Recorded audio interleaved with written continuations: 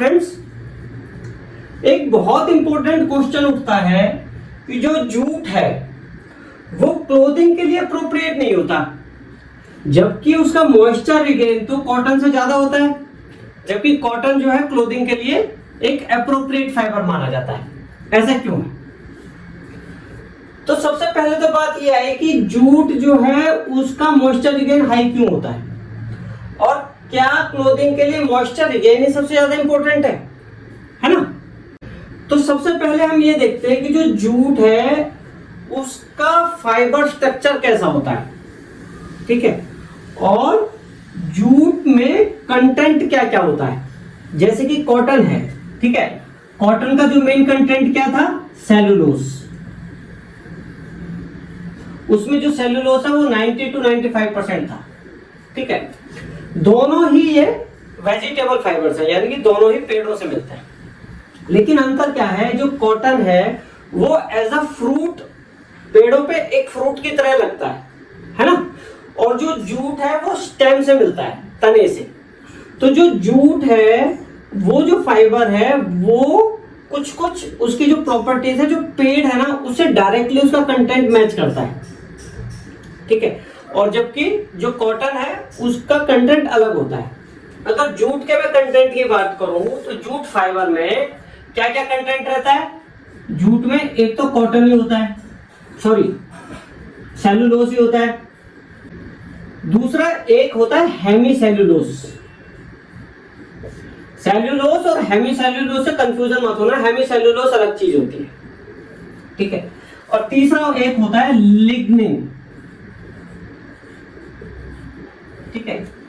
ये जो लिग्निन है ये वुडी मटेरियल होता है, और जो हेमी सेलुलोज और सेलुलोज में क्या अंतर होता है? सेलुलोज जो होती है ग्लूकोज की लॉन्ग चेन होती है, ठीक है, और जो हेमी सेलुलोज है वो छोटी छोटी चेन होती है। दोनों में हाइड्रोक्सिल ग्रुप होते हैं, लेकिन ये जब लॉन्ग चेन है तो उसमें हाइड्रोक्सिल ग्रुप कम हुए क्योंकि लंबी लंबी चेन है ना। इसमें छोटी चेन है और हर चेन में हाइड्रोक्सिल ग्रुप है, तो इसका मतलब क्या है कि हाइड्रोक्सिल ग्रुप हेमी सेलुलोज के केस में ज्यादा हो जाएंगे, ठीक है। जो कॉटन है उसमें भी हेमी सेलुलोज उसमें भी होता है, लेकिन उसमें काफी कम होता है। इसमें होता है जैसे कि 5 से लेकर 8% तक हेमी सेलुलोज। हेमी सेलुलोज को मैंने अच्छी लिख दिया, ठीक है। सेलुलोज 90 से 95% होता है। जबकि मैं जूट की अगर मैं बात करूं तो जो इसमें जो हेमी सेलुलोज है वो 20 से 25% होता है जूट में। जूट में सेलुलोज जबकि 60 से 70% होता है, ठीक है, और जो लिग्निन है ये 10 से 15% होता है। तो जो हेमी सेलुलोज है इसका मेन जो रोल है वो वाटर एब्जॉर्प्शन में होता है, मॉइस्चर एब्जॉर्प्शन में, क्योंकि इसमें हाइड्रोफिलिक जो ग्रुप है, ये जो हाइड्रोक्सिल ग्रुप है ये हाइड्रोफिलिक है। हाइड्रोफिलिक मतलब जो वाटर को अट्रैक्ट करेंगे, वाटर लविंग ग्रुप्स हैं। तो ये जितने ज्यादा होंगे वाटर के साथ उतनी ज्यादा बॉन्डिंग बनेगी, तो मॉइस्चर को ये ज्यादा एब्जॉर्ब कर लेंगे, ठीक है। तो जहां कॉटन का जो मॉइस्चर एब्जॉर्प्शन है, मॉइस्चर रिगेन है, वो 7 से लेकर 8.5% होता है कॉटन का, ठीक है। वहीं पे जो जूट है उसका मॉइस्चर रिगेन 12 से 14% हो जाता है because of this hemicellulose, ठीक है। अच्छा, मॉइस्चर रिगेन ज्यादा है लेकिन तब भी क्लोथिंग के लिए अप्रोप्रिएट नहीं है। अब उस पर डिस्कस करेंगे। तो हमने क्या क्या देखा, मैंने यहां पे एक बार को समरी लिख दी कि जूट और कॉटन में क्या क्या कंटेंट है, ठीक है। सेलुलोज जो है कॉटन में मेन कंटेंट होता है, थोड़ा बहुत हेमी सेलुलोज होता है, जबकि जूट में हेमी सेलुलोज 20 से 25% होता है, यानी कि एक कंसिडरेबल अमाउंट होता है, जिससे कि मॉइस्चर रिगेन जूट का काफी ज्यादा हो जाता है कॉटन से, ठीक है। अच्छा, अब हम बात कर रहे हैं क्लोथिंग की, ठीक है। क्लोथिंग में क्या क्या इंपॉर्टेंट चीजें होती है? क्लोथिंग के लिए सबसे इंपॉर्टेंट चीज होती है पोरोसिटी। पोरोसिटी से मतलब क्या है? जो छोटे छोटे जो छिद्र होते हैं वो कितने हैं, ठीक है। छोटे छोटे छिद्रों से क्या मतलब? पोरोसिटी से मतलब यानी कि जो फैब्रिक बनेगा वो एयर को और मॉइस्चर वेपर्स को कितना पास होने देता है, ठीक है। उनका फ्लो जितना आसान होगा, मॉइस्चर वेपर्स का और एयर का, पोरोसिटी उतनी ज्यादा होगी, ठीक है। एयर सर्कुलेशन जितना फास्ट होगा, जितना ज्यादा होगा, वो बॉडी को उतना ज्यादा कूल रखेगा। तो सबसे इंपॉर्टेंट क्या चीज है? पोरोसिटी, ठीक है। पोरोसिटी कह लो, या हमने जो लास्ट टाइम बताया था ब्रीदेबिलिटी, वो एक ही बात है। यानी कि एक तो ब्रीदेबिलिटी हाई होनी चाहिए क्लोथिंग के लिए यूज होने में, ठीक है। दूसरी, उसकी ड्रेपेबिलिटी अच्छी होनी चाहिए, ठीक है। ड्रेपेबिलिटी मतलब क्या है? जो बॉडी के साथ साथ अपनी शेप ले ले, बॉडी के साथ चले जो फैब्रिक, ठीक है। और थर्ड, जो उसका जो सरफेस है वो सॉफ्ट होना चाहिए। मोटी मोटी ये 3 प्रॉपर्टीज क्लोथिंग के लिए होनी चाहिए, ठीक है। तो जो मॉइस्चर रिगेन है वो एक छोटा सा रोल प्ले करता है, ठीक है। मॉइस्चर रिगेन इंपॉर्टेंट है, लेकिन वो क्लोथिंग के लिए ऐसा नहीं है कि वो सब कुछ की है, ठीक है। तो अब देखो, अब बात करते हैं पोरोसिटी की। पोरोसिटी किस पे डिपेंड करते हैं? पोरोसिटी डिपेंड करती है जो स्ट्रक्चर है वो कितना कॉम्पैक्ट है फाइबर का। कॉम्पैक्टनेस जितनी ज्यादा होगी, एयर फ्लो उतना कम हो जाएगा, ठीक है। अच्छा, कॉम्पैक्ट, अब देखो जो हमने पिछली बार बात की थी, जो कॉटन होता है, कॉटन में स्ट्रक्चर तो जो मोटी मोटी बात करें तो वही है, बाहर की सरफेस है एक, फिर उसके साथ की सरफेस है और उसके साथ की सरफेस है। तो ये जो वॉल थी, है ना, ये बाहर की सरफेस, ये प्राइमरी वॉल, ये वाली सेकेंडरी वॉल, ठीक है।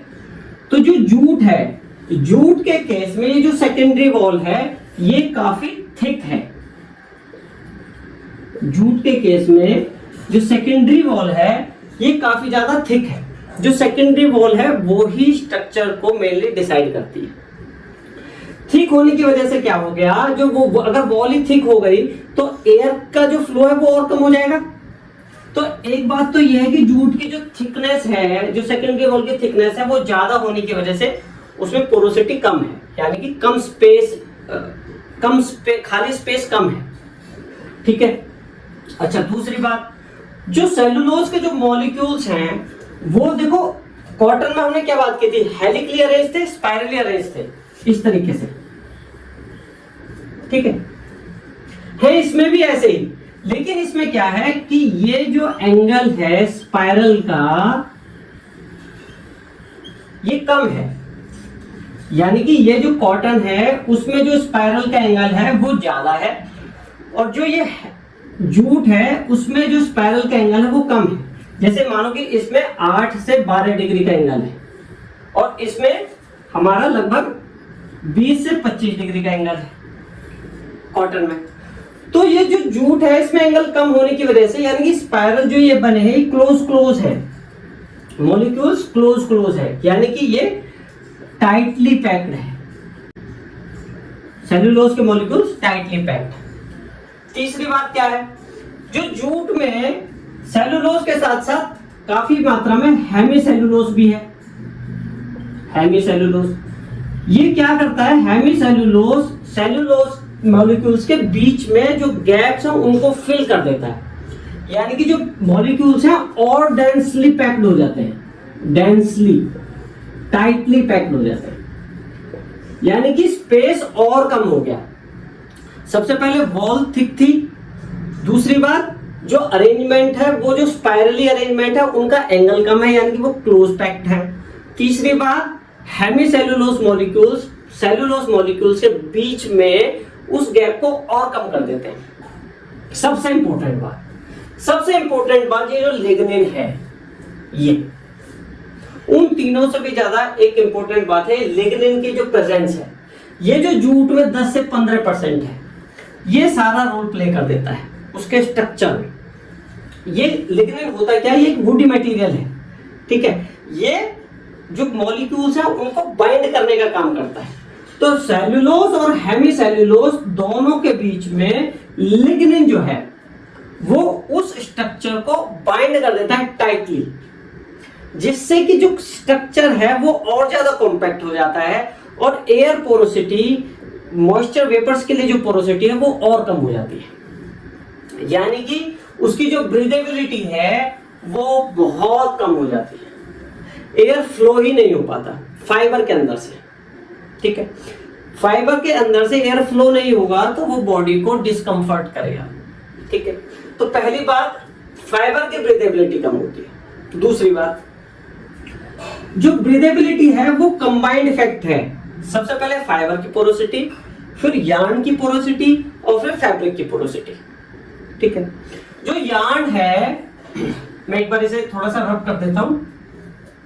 तो कॉम्पैक्ट स्ट्रक्चर की वजह से फाइबर की पोरोसिटी, जूट फाइबर की पोरोसिटी काफी कम है। ठीक है, यानी कि ब्रीदेबिलिटी कम है फाइबर की। अब देखो जो यार्न है, फॉर एग्जांपल ये यार्न का क्रॉस सेक्शन है, ठीक है, ये फिक्स है और इसमें फाइबर्स है। ठीक है, तो फाइबर्स की फाइननेस जितनी ज्यादा होगी, यानी कि फाइबर्स जितने थिन होंगे, स्पेस उतना ज्यादा बन जाएगा। ठीक है, विद इन यार्न, यानी कि बिटवीन द फाइबर्स। ये फाइबर्स जितने ज्यादा मोटे होंगे, ठीक है, अगर ये फाइबर्स मोटे हैं तो कम फाइबर्स आएंगे, कम फाइबर्स आएंगे तो यानी कि कम स्पेस होगा, तो पोरोसिटी कम हो जाएगी। जो जूट का जो फाइबर है उसकी थिकनेस कॉटन फाइबर की थिकनेस से बहुत ज्यादा होती है, लेंथ भी बहुत ज्यादा होती है और थिकनेस भी ज्यादा होती है। थिकनेस ज्यादा होने की वजह से जो स्पेस बिटवीन द फाइबर्स है, between the fibres, with in the fibres तो कॉम्पैक्ट होने की वजह से स्पेस कम है ही, बिटवीन द फाइबर्स, यार्न में बिटवीन द फाइबर्स जो है वो स्पेस काफी कम है, यानी कि कम है तो कम एयर पास हो पाएगी, स्ट्रक्चर कॉम्पैक्ट हो जाएगा। यार्न का स्ट्रक्चर कॉम्पैक्ट होगा तो पोरोसिटी कम हो जाएगी, यानी कि ब्रीदेबिलिटी कम हो जाएगी। तो दो बातें हो गई, फाइबर की पोरोसिटी कम है due to structure, due to compact structure of fibre. Fibre की थिकनेस ज्यादा है तो यार्न का जो स्ट्रक्चर है वो भी कम पोरस होगा, कम ब्रीदेबल होगा। तो यार्न भी ज्यादा, पहले फाइबर कॉम्पैक्ट हुआ फिर यार्न कॉम्पैक्ट हुआ। यार्न कॉम्पैक्ट की वजह से जो ओवरऑल स्ट्रक्चर है वो कॉम्पैक्ट होगा अगर सेम वीव दोनों में बनाई जाए। ठीक है, कॉटन में और जूट में, तो उसकी ब्रीदेबिलिटी काफी कम हो जाएगी। ब्रीदेबिलिटी कम हो जाएगी तो वो डिस्कम्फर्ट करेगा। ठीक है, अच्छा, दूसरी बात ड्रेपेबिलिटी। ड्रेपेबिलिटी की अगर बात करें तो ड्रेपेबिलिटी डिपेंड करती है सॉफ्टनेस पे, फ्लेक्सिबिलिटी पे। फाइबर जितना फ्लेक्सिबल होगा, जितना सॉफ्ट होगा, उसकी ड्रेपेबिलिटी उतनी अच्छी होगी। यानी कि ड्रेपेबिलिटी यानी कि वो बॉडी का जो कर्व है उसको उतना अच्छा फॉलो करेगा, वो अपनी खुद की शेप नहीं लेगा, वो बॉडी के शेप के हिसाब से चलेगा। इसका स्ट्रक्चर कॉम्पैक्ट है। ठीक है, तो ये जो है स्ट्रक्चर कॉम्पैक्ट होने की वजह से ये स्ट्रॉन्ग तो है लेकिन फ्लेक्सिबल नहीं है। ये जो हमने बात की थी ना, ये जो स्ट्रक्चर था हेलिकल, इसका एंगल बहुत कम था, तो ये स्ट्रेचेबल नहीं है, ये फ्लेक्सिबल नहीं है, ये इजीली इसे हम खींच नहीं सकते। ठीक है, और हार्ड भी है, ये इजीली बेंड भी नहीं होता। तो फ्लेक्सिबिलिटी कम है, स्ट्रेचेबल कम है, यानी कि फ्लेक्सिबिलिटी कम है, बेंड भी आसानी से नहीं हो पाता, रिजिड है। ठीक है, रिजिड क्यों है? इस लिग्निन की वजह से भी है। एक तो इसका खुद का स्ट्रक्चर, और ये जो लिग्निन है ये मॉलिक्यूल्स को बहुत ज्यादा तरीके से बाइंड कर देता है, और हेमिसेल्यूलोज और लिग्निन कुल मिलाकर स्ट्रक्चर को डेंस भी कर ले। ठीक है, तो स्ट्रक्चर कुल मिलाकर फ्लेक्सिबल बहुत कम है, फ्लेक्सिबल नहीं है, बेंड भी नहीं हो पा रहा, रिजिड है, तो ड्रेपेबिलिटी बहुत कम है। ड्रेपेबिलिटी कम है तो फाइबर जो जूट का जो फैब्रिक है वो बॉडी की शेप ही नहीं लेगा, तो फिर उसके क्लोथिंग बनाने का फायदा क्या हुआ? ठीक है, तो ड्रेपेबिलिटी करता हूं। जो उसका आउटर सरफेस है वो सॉफ्ट नहीं है, वो हार्श है, वो रफ है, रफ सरफेस है। तो रफ सरफेस होने की वजह से वो बॉडी को ना चुभेगा, तो क्लोथिंग के लिए अप्रोप्रिएट नहीं होगा। तो पोरोसिटी भी कम है, यानी ब्रीदेबिलिटी भी कम है, ड्रेपेबिलिटी भी बहुत कम है, सरफेस भी हार्श है, तो इसलिए ये क्लोथिंग के लिए अप्रोप्रिएट नहीं है। तो अप्रोप्रिएट किस चीज के लिए है? स्ट्रक्चर कॉम्पैक्ट होने की वजह से, रिजिड होने की वजह से स्ट्रेंथ बहुत ज्यादा है, स्ट्रेंथ जूट की ज्यादा है। दूसरी बात, फाइबर स्ट्रॉन्ग है, फाइबर लंबे भी है। फाइबर लंबे हैं तो ओवरलैपिंग अच्छी होती है, ओवरलैपिंग अच्छी होती है तो स्ट्रेंथ ज्यादा होती है।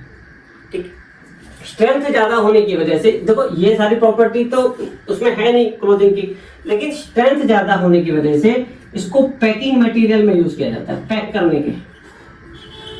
ठीक है, बैग्स बनाए जाते हैं, बैग्स यानी कि जैसे शॉपिंग बैग्स होते हैं, उसमें सामान भर लो। सैक्स, थैले, बोरे। ठीक है, बोरे के इंग्लिश में बोलते हैं सैक्स। ठीक है, तो सैक्स, बैग्स, रोप्स, रोप्स इसके मजबूत होते हैं क्योंकि स्ट्रेंथ ज्यादा है। ठीक, तो रोप्स, पैकिंग मटेरियल, बैग्स, सैक्स, इन केसेस में जूट काफी ज्यादा यूज होता है। ठीक है, तो समझ में आ गया कि मॉइस्चर रिगेन हाई है, लेकिन क्लोथिंग के लिए जूट एप्रोप्रिएट नहीं है। एप्रोप्रिएट किस चीज के लिए है? बैग, सैक्स, पैकिंग मटेरियल, रोप्स, इनके लिए। ठीक।